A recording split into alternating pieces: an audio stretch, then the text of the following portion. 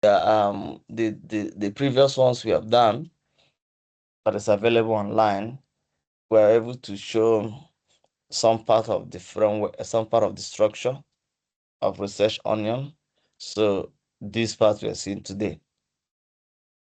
And this part deals with the research strategies, time horizon, and data collection. These three sections are very important in terms of it's a critical component of your research methodology that guides you on in you carrying out your research. Okay, so let's begin by recapping our mind that research is a process. Research follows some predetermined route processes. What you are simply doing as a researcher is to build and replicate in your own way what exists. You are not doing something different. The topic you are doing, most times, that topic you are doing, it's all about you are building knowledge on existing, meaning that there is nothing essentially out of this world you are doing, and that process that has been laid there, you need to follow it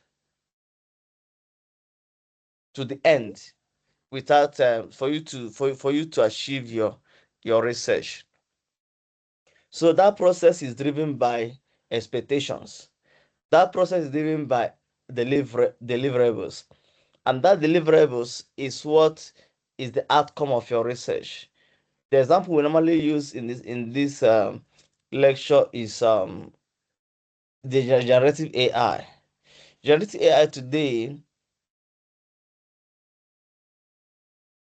has become, since 2022, has become one of the trending IT technological tool. Okay, and a lot of thing is going on around that, both in education and what have you. Now, if you feel like, let's say you are doing research in that generative AI at the level of students, definitely someone have done it at the level of let's say primary school, even secondary school. So you're doing it at higher education. Someone have done it at primary school and secondary school. They are all education within the education stakeholder environment. So when you're doing it at level of higher education, you are not doing something that have never been seen in human history. The answer is no. Whatever you're doing has been done. You are only building on what is there and then making it, customizing it to a particular area. That it has been done in those areas, but tears have not been done. The topic has focused on this aspect of generative AI, but this area they have not there's not much in it. So that is the research. Now the process you follow is what has been laid down, because there's no way you will define a methodology in any way, not what is already been defined. But now you imagine refining one of the definition, imagine a couple of definitions together, one or two, to come up with your own. But at the end of the day, you find out that whatever you define about that methodology, it still boils down to what? The process of conducting research from point A to point B. Whether you're putting this one first, you're putting that one last, but it's still gonna tell that this is how research is being done. So nothing is really no. So you need to follow that existing laid down rule protocol for you to arrive at your destination, and that is what research is all about. So the ability to conduct this process driven research with a deliverable outcome is defined by these three. It's also been defined by these three aspects of research methodology: research strategies, time horizon, and data collection techniques. These are the three component aspects of what our research methodology. So, okay, what is this research what is this research strategy we are talking about? We look at it as what are guides that assist one to select the right what research method. There are different kinds of research method, but in between it, your research strategy will assist you to make the right choice towards the betterment of your research. Okay, fine. This one that I've taken will definitely help me to achieve this particular expected desire of the study. Okay, and that is what it's all about. So now, because of it's gonna help you to do what it assists one to select the right data collection method towards meeting the research goal. Remember, every research have it has an outcome, and that outcome is the goal. What you want to what you want to achieve after all these things. I'm gonna do this. Is gonna collect this kind of data. Blah.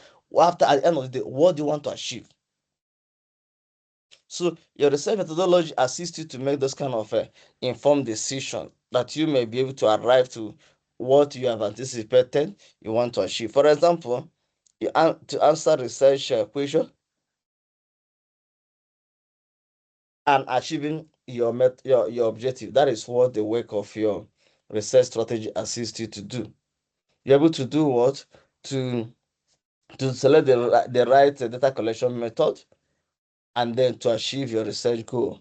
And for that goal to happen, there is a need for researcher to answer the question that is already existing. You have a set of objectives that you want to achieve, and all the rest of them. So when your research strategy assists you, you're able to make that right data collection choice to do what you need to do in your research. Okay. And then also research strategy are defined by the research topic. There must be a research topic. So at this level, many of you will be struggling, might be struggling with getting a research topic. Great. It's part of the learning. However, your research methodology, yes, research strategy, sorry, are used in order to do what? To define what is this topic. So if you can understand what research tradition, strategies are all about. You understand what research strategies is all about. It will definitely assist you to do what? To define, okay, how I'm going to collect this data is by interview, for argument's sake. Okay, if I want to collect interview, from who? Okay, from this population with this idea that I have. And then how does this idea match to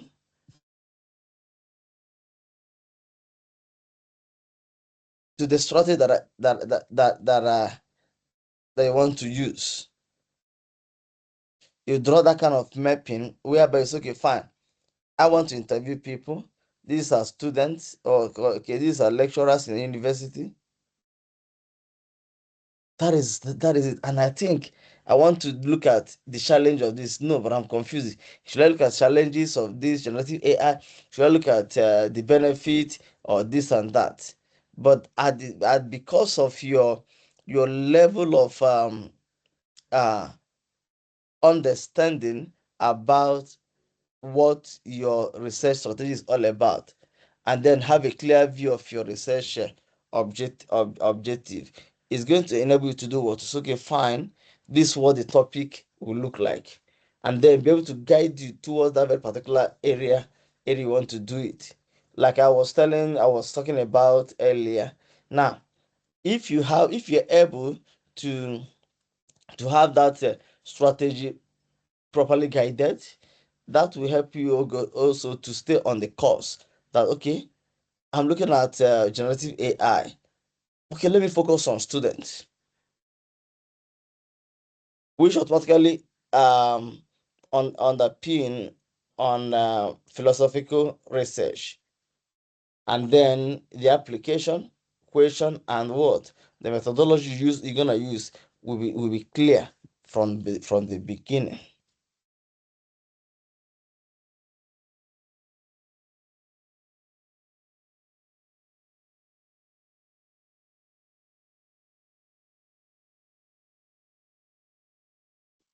I don't know whether you're seeing what I'm seeing.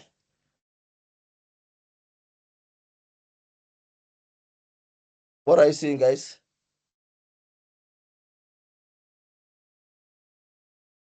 Hello. Seeing a research strategy proof. Okay. Thank you. Yes. Thank you. Thank you. Okay, we continue with that. So, because we understand that it enables you to make the right data collection method that you want to use. Now, remember, on a broader scale, we have the three main research methods, right?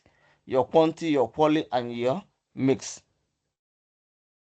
Now, when you are able, what a strategy is gonna enable you to do what to make that distinction. Okay, now you want to collect this kind of uh, data from the students, from the student, from the stakeholders, the management body, and all the rest of them. Now, when you have defined, okay, fine, I'm gonna use quantitative, I'm gonna use qualitative. Within it, each and every research strategy is fitted within a particular strategy. So in this case right now, we have quantitative, we have qualitative, we have mix. Each of them are good research methods that you can apply in your research. But now, the strategies are not generative in terms of it's gonna solve every challenge.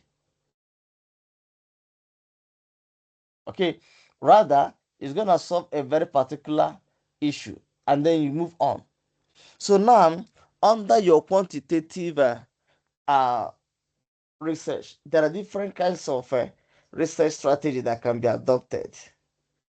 Now, some of these strategies can overlap in between the two, but there are specific ones that mainly when your strategy is in this form. Okay, look at this, look at the kind of methodology I'm going to use. And that is it.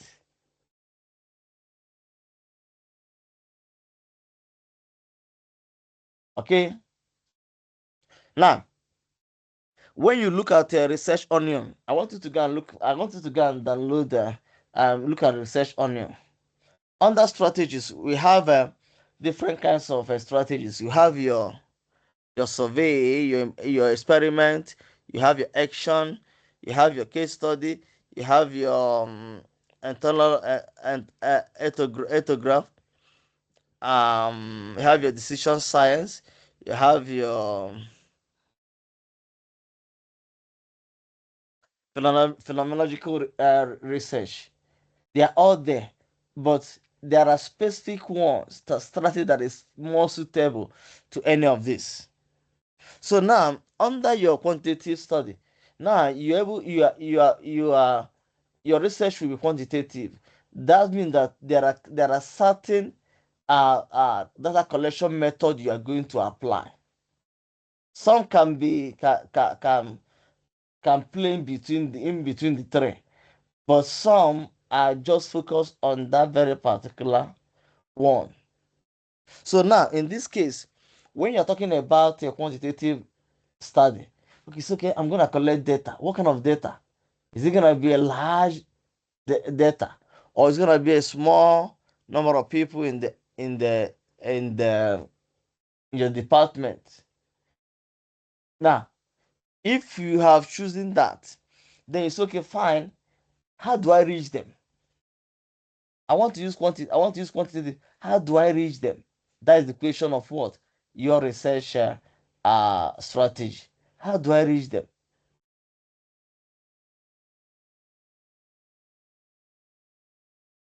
Do I reach them by sharing my questionnaire to them?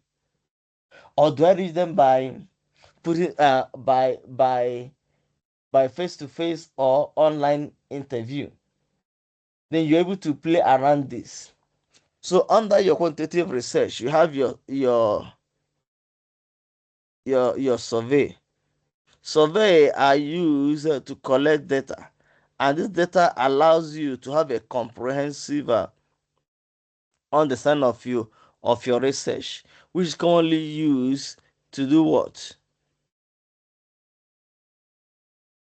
In studies to complete the what?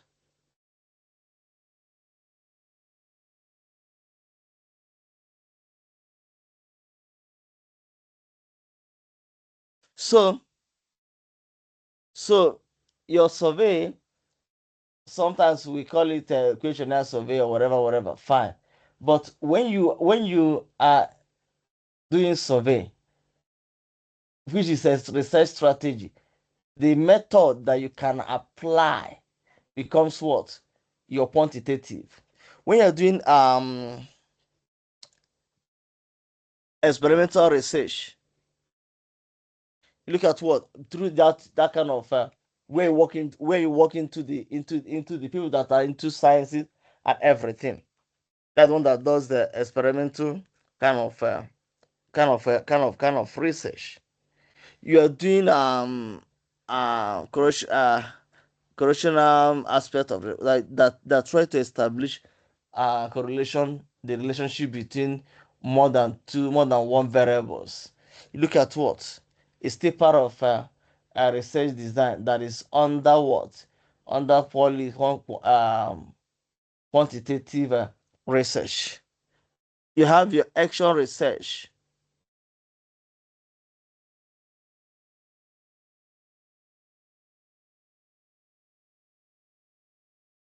which is a kind of research that involves the process of addressing real life issue. So in that kind of strategy, you're looking at, okay, fine, what method suits it is going to be what?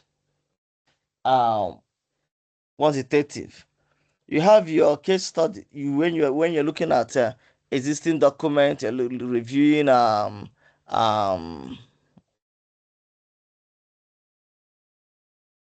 some documentation, some this thing to get more insight into the work of what you're doing. You have your ethnograph kind of research that provides you with what? The cultural reality of a group of people. You have your phenomenological that deals with what?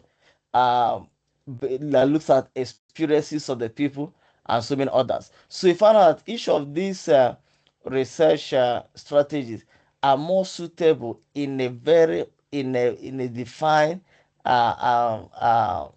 research method. So when you're looking at phenomenological research, you're talking about this will be a quantitative research. You're talking about survey, this will be a qualitative research, and so on and so forth. Okay, and that is how you can be able to pair to know, okay, fine, look at the kind of research I want to do, and then look at the possible um um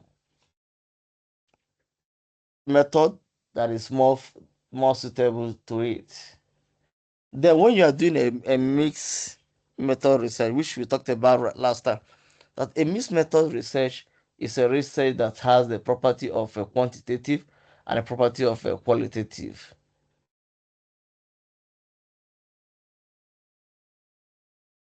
Okay, so now under this also you can also do an action research which involves the process of addressing real life issues in a specific area or location.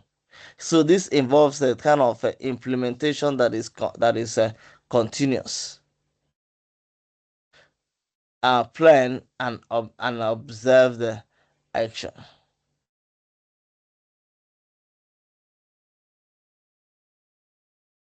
Okay.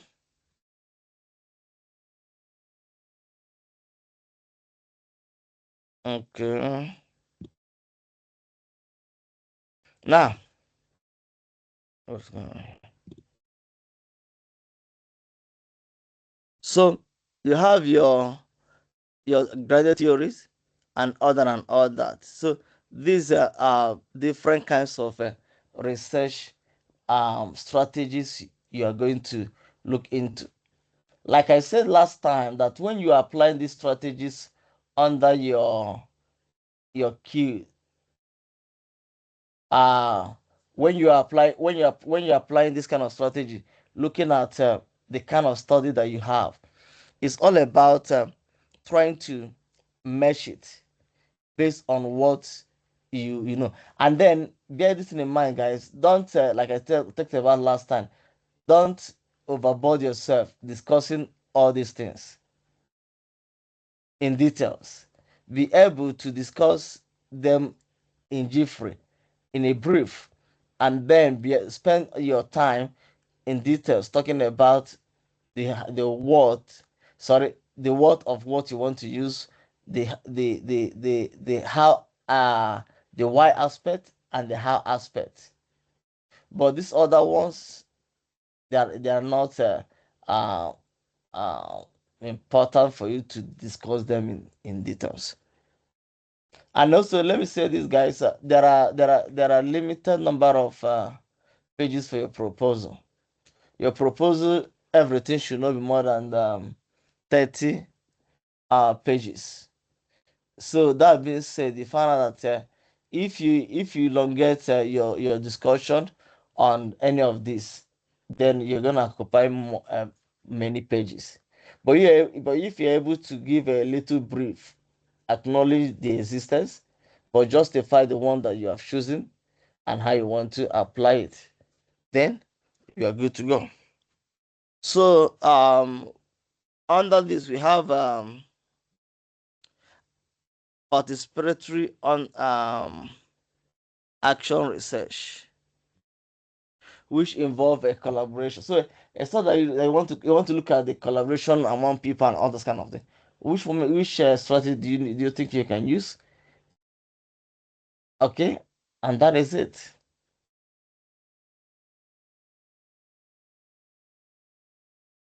So another set. Remember, our lesson today is gonna have in those three pillars. You have the pillar of research strategy, have the section of time horizon, and you have the part of data collection. So now, these are two basic time horizon. We have longitudinal research. You have cross-sectional research. Now, your research should be able to be placed among this.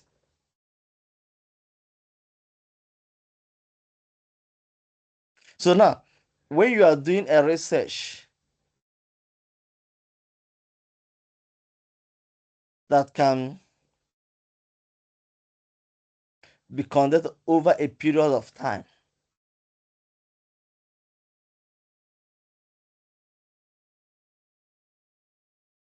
over a long period of time, looking at, okay, fine, I want to determine the experience of people using this generative AI. But after a while, I need to also understand um, how, if these challenges have been overcome. Now, okay, so this can run in weeks, months, even years to observe or to study the change or the progress over time, which can also can uh, assist in terms of making comparison. That, okay, look at the findings that was done with this topic in KwaZulu Natal. Now it's okay, fine. You are going to do the same research to look at it also in free state, right? And then you can now use the same instrument, use everything to collect data from KwaZulu-Natal and Free State. Now you want to aggregate, okay, to get to get the findings, and then maybe to make comparison or to weigh the process that have taken place, the change that have been taking place based on what was done before now. So in that case, your longitudinal research can speak good of that. So when you're doing a kind of a research that happened within a period of time, within a certain period, then you're looking at cross-sectional research, because you're not looking at it over time. You're not looking at it what will happen. So what most of you, if not all of you, will be doing is kind of a cross-sectional research, because you are doing it at that very period. You're not gonna make any kind of comparison in the future or something like that. That can also what um define the kind of time horizon you're going to use. If you're gonna do a research over time that involves a comparative analysis and discussion from different um the same people across other sections on a different stage, then you can think of your longitudinal when you're talking about you doing it at the same time. When you collect this data, please can someone pause his or her mic? And make sure that those two are not just saying no. Unmuted the yeah. Okay. So most of you will be doing research that is sectional control. You do it within that particular period. You are not taking it over some certain period or carry it over to another time, or look at it from different. You are looking at student using generative AI in first semester. Now you do look at it in second semester possibly, or even in the following year. Yeah, you're not doing that kind of research. You're looking at a once-off research. Then your cross-sectional um, research would be ideal one to choose.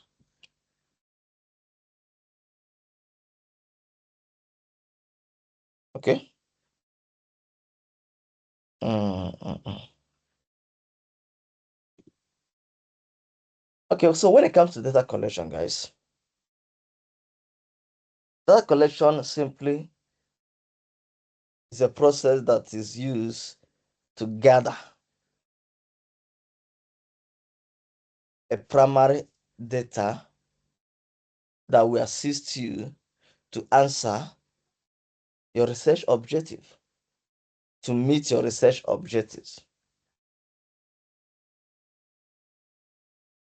So for this to happen, there are also number of data collection techniques that any one of you can use. But now, among the data collection techniques, when you look at them critically, there are ones that are peculiar to a particular research method and vice versa. So it is on you to make the right choice and justify your choice. Okay, and that is very important. So now, when you are collecting data from your primary basically source, as well as let's say doing some literature review paper, which is a review paper, or even secondary research, which is based on existing data sets. Irrespective of the one you are using, there's element of what? Data collection technique. So when you are doing remember we have three parts of methods: quantitative, quali, and mix. Now, if you are doing quantitative research,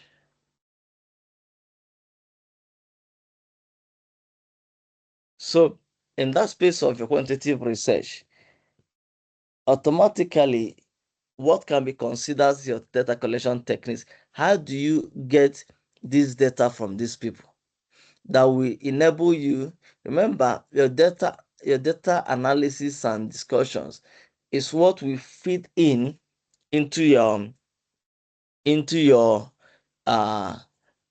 method that you use, or it is an offshoot of your research method. Meaning what? That your research method is there. There must be a data collection that will complement existing method that you are choosing for your study. Let's assume that every one of us is choosing qualitative research. What this simply mean that you are going to collect primary data using things like your survey. Your survey, the benefits of a survey allows you to get larger number of people that will enable you to arrive to your final destination when you have analyzed those data.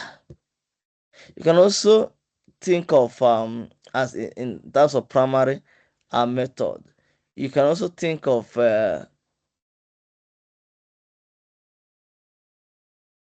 interview.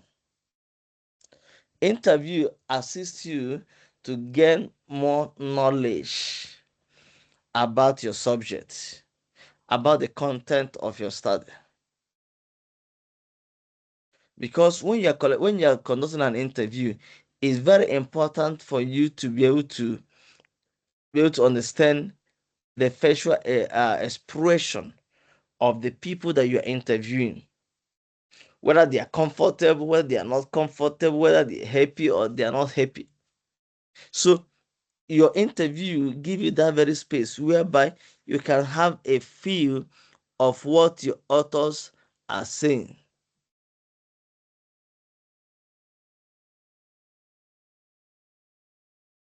Okay, so your interview have limited number of people you are looking up on to collect your data from. And a quantitative data of a questionnaire, of a survey, let's say 300 persons. That's okay, fine. I'm going to collect data from 200 participants. Wow, that is a huge number because my sample size, my sampling method says population says this, and then you use the calculate method of calculating it to say, okay, fine. If I have 700 as my population, then how many people do I target to share my questionnaire to? Okay, 300. Now, in that research of 300 participants, that means when you are doing it with questionnaire, something in between 10 to, let's say, 20, a little bit, will be enough for you to cover, for you to say, okay, fine, for you to get the same response you're going to gain from 300 people. Now, the big side of benefit about interview is this: that through an interview you can understand the person you are interviewing, their reaction, and then also they also have the power to extend to express themselves on what you are discussing with them.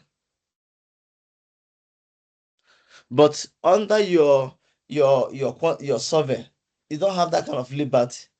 You provide the options, or sometimes you can even do what I call it. You can even do um even a space where you do open-ended question. Now, imagine every one of those 300 have an option to express themselves further, to write something further on that. You find out that you're going to have multiple response. But to close that under a survey, you only doing what? Close ended, meaning what, there is no option for the people to express themselves. Now you can be able to monitor how they are saying it, the expression, whether they are lying, whether they are not lying, whether they are and exactly. So all those gestures, all those body movement, all those things, you can always capture them when you are doing an interview. You can ask a question and the person do that kind of sign of uh relaxing. Okay, oh, that sends a message. Person was shocked in terms of when you ask the question. That sends a message. You need to also mean it than those kind of expressions, because they are telling a story in terms of being comforted, in terms of being surprised, in terms of not being surprised, in terms of being overwhelmed and not being overwhelmed. These are the things that an interview can pick up. Okay. Then also we have who which like to get quicker response from the people. Now sometimes when you fill some forms, do some things online, they give you a short um exercise question to respond based on what this person has said, right? So in that pace, in that space, they have offered this product, they have done this, they just run some small surveys, some pool to determine the reaction of the people, of the rest of the users. He has also focus group which is collecting qualitative data from a small group of uh respondents. Now, you can say, okay, fine. I'm gonna be looking at 20 persons. I'm going to interview 20 persons for this my project. But this is why I'm gonna use focus group. Okay, what do you do at this focus group? Fine, it's okay. Let me you're going to share, you're going to group these 12 persons into 3 or into 4 or whatever way. Now, and then you group them according to that number, 4 persons, 2 persons, 3 persons. You sit around them there, and then you ask the question, they discuss it. Okay, what do you think about the impact of generative AI on students? And the person explain everything. Now, based on where the person stop, you can continue to the next person. Okay, what do you think about this? So that also provide a kind of enriched research data, because you can even discuss as a group or individually, or they put their mind together to provide a deeper knowledge. So in general, um these are different kinds of um data collection method, and there are others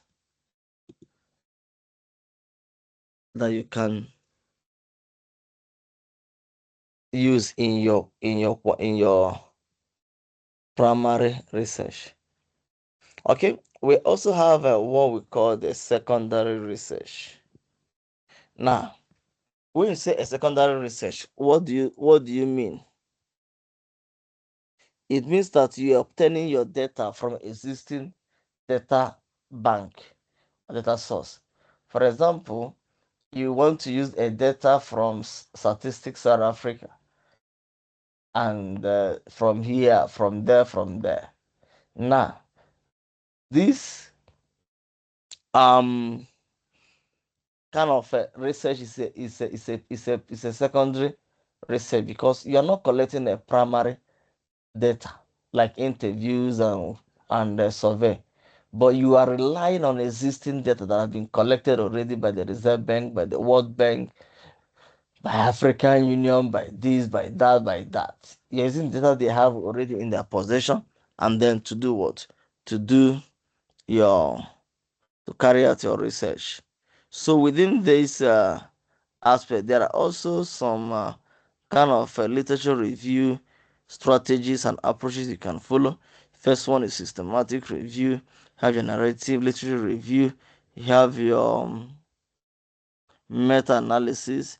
You have your scoping review, and so many others. So now, in that case, right now, you are able to look at existing data, then be able to refine it. Also, we also have a desktop research, which is a literature review research. So within that literature review research, whereby you are not collecting data from existing entity, whether third party, fourth party, or any organization, you are not even collecting data. So primary data, higher, you are not using it. Secondary data, you are not focusing on that. You are focusing on literature review reports, articles, journals, and so on and so forth. Guys, are we still there? Yes, Prof. Still here, Prof. Yes, yes, Prof. I thought I'm here alone. Any question, guys?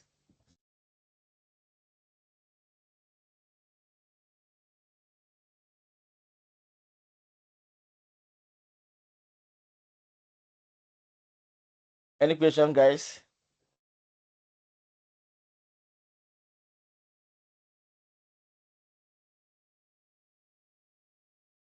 Any question?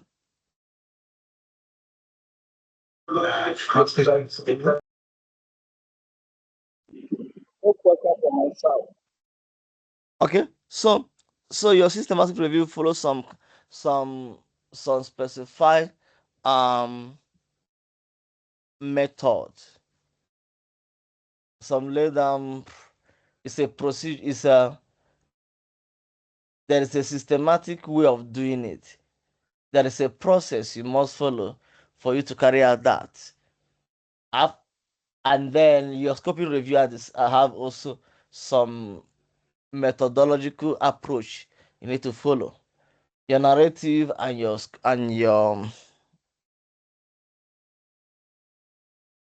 narrative, your meta-analysis do not really have a defined scope, because each of these, for example, your narrative looks at trending. You're trying to find about you're trying to get information about something that is really trending, something that is a little that research that is complex, trending that is complex without much knowledge.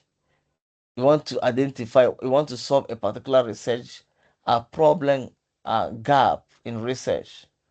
You look at your narrative and all that.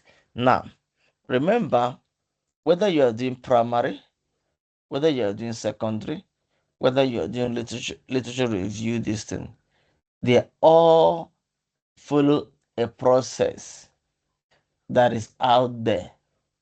Now, in order for you to be on track towards what you're doing and what you're saying, it's very important for you to use citations to build your arguments and all the rest of them. Okay.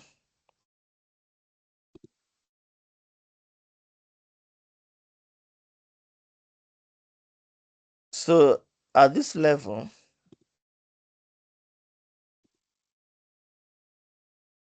we can say that every research needs to be conducted within a defined process. Let me repeat this again. Research is a process that has been laid down. You follow that process within that research area that you are doing, and then that also enables things like validity, reliability, the findings, trustability, and all that and all that. Because if you are doing it outside this process, your research can be questioned. You may not be able to deliver the necessary um objective of the study. But if you're able to follow it and then provide the necessary research citations that are there, automatically you will arrive to your destination. Okay, guys, it's your turn now. Any question?